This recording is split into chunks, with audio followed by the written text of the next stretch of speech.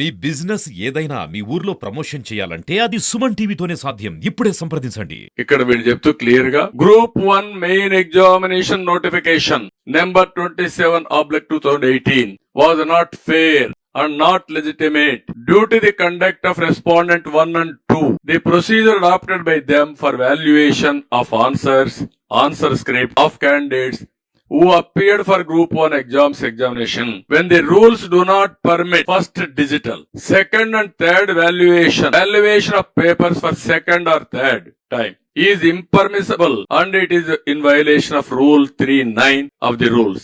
On account of such second or third violations, there is possibility of examining, eliminating qualifying and meritorious candidates and to select the candidates of respondent 1 and 2 to face the oral interview and select them finally. అందుకే చెప్పారు. Therefore, any further evaluation may be needed. చెప్పి next clear గా as the process of evaluation of group 1 answer scripts itself is irregular, illegal, contrary rules 3(9) of the APPSC rules and do not entitle to claim equities in view of the affidavit obtained by respondent 1 and 2 as per the directions of this court.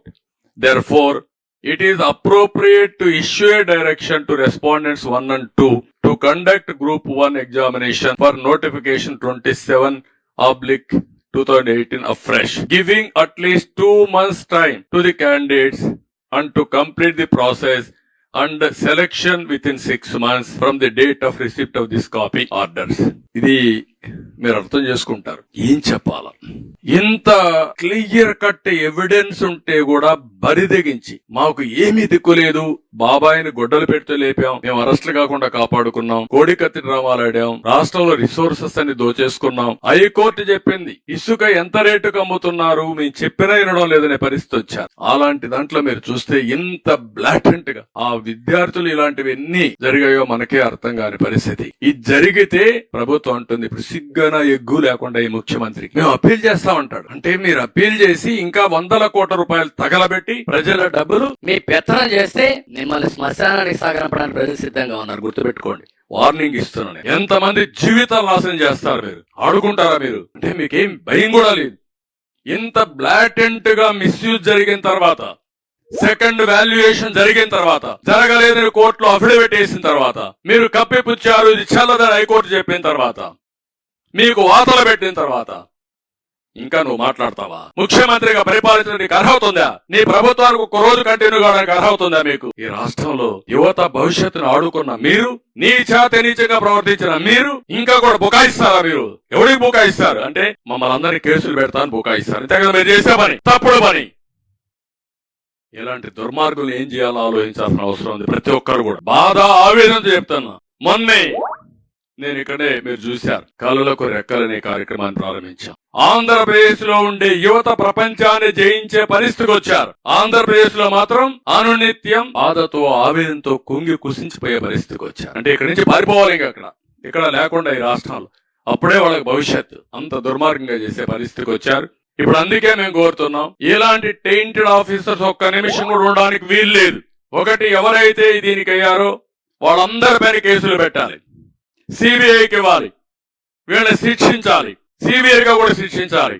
ఇది తెలియకుండా జరిగిన technical point కాదు, తెలిసి deliberate గా పిల్లల జీవితాలతో ఆడుకున్న దుర్మార్గుల కథ. వాళ్ళు ఇమ్మీడియట్ గా పనిష్ చేయాల్సిన అవసరం ఉంది. జైల్లో పెట్టినా కూడా వాళ్ళ యొక్క బాధ తగ్గదు. ఆ కుటుంబాలు, ఎన్ని కుటుంబాలు నాశనం అయిపోయినాయి, వాళ్ళ తల్లిదండ్రులు ఎంత బాధపడతారు, ఎంత కష్టపడి కూలి పనులు చేసుకుని పిల్లలు ఒక డిఎస్పీ అయితే, ఒక ఎస్పీ అయితే, లేకుంటే ఒక మనం డిప్యూటీ కలెక్టర్ అయితే చూడాలని ఆ తల్లిదండ్రుల కోరిక. వాళ్ళందరినీ నాశనం చేశారు మీరు. అలాంటి దుర్మార్గానికి మీరు చేసే పరిస్థితికి వచ్చారు. అందుకని గవర్నర్ ఇమ్మీడియట్ గా ఇన్వాల్వ్ కావాలి, ప్రధాన కార్యదర్శి ఇన్వాల్వ్ కావాలి. అలాంటి దుర్మార్గులను అక్కడి నుంచి పదవులోంచి కూడా తప్పించాలి, ఎంక్వైరీ చేయాలి. అదే మరి వీళ్ళు ఎవరైతే చట్టానికి వ్యతిరేకంగా ఎంపికైన డిప్యూటీ కలెక్టర్స్ అందరినీ డిస్క్వాలిఫై చేయాలి. They are no more eligible. చట్ట వ్యతిరేకంగా డిఎస్పీ నియామకం అయితే ఇన్ని అయితే వాళ్ళు ఎవ్వరు కూడా డ్యూటీలో ఉండడానికి వీల్లేదు. ఉన్న పడంగా వాళ్ళందరినీ తీసేయాల్సిన బాధ్యత గవర్నర్ పైన ఉంది, ఎన్నికల కమిషన్ పైన ఉంది, వీళ్ళందరి పైన ఉంది. ఈరోజు మీరు చూస్తే 11:30 గంటలకు జడ్జిమెంట్ వచ్చింది, 3:30 గంటలకు కాపీ అప్లోడ్ చేశారు. మనకందరికీ ఎప్పుడన్నా జడ్జిమెంట్ వస్తే సాయంత్రం కాపీ వస్తుంది, లేదా నెక్స్ట్ డే కూడా వస్తాయి. 12:30కే మేము సుప్రీంకోర్టుకు పోతా ఉన్నారంటే వీళ్ళు డబ్బులు చదువుతారని. అంటే ఏంటి అక్రమార్కులు ఎంత బరిదెగించిపోయారంటే ఇష్టానుసారంగా తయారయ్యే పరిస్థితులు వచ్చారు. రెండోది, ఎక్కడైనా సరే మీరు ఎగ్జామ్స్ చూడండి, మెయిన్లో ఎన్ని వస్తాయి, ఇంటర్వ్యూలు ఎన్ని వస్తాయని పబ్లిసైజ్ చేసేస్తారు, సర్వీస్ కమిషన్ యూనియన్ కానీ స్టేట్ కానీ. ఇక్కడ మొత్తం చేసే పరిస్థితులు లేరు. దాపరికం ఎందుకు? వీళ్ళు అవకతవకలు చేయడానికి. ఇంకో పక్క మొదటి మాన్యువల్ ఎగ్జామ్ ఇది అయింది, ఇప్పుడు రెండోసారి చేశారు. అంటే మొత్తం ఫస్ట్ మాన్యువల్లో అయిన వాళ్ళు మెరిట్ ఉంటారు, వాళ్ళు పోయారు. వీళ్ళ పాపానికి రెండోసారి చేసి వీళ్ళు పోయారు, అందరూ పోయారు. మొత్తం చాలా దారుణంగా జరిగింది, చాలా బాధాకరం.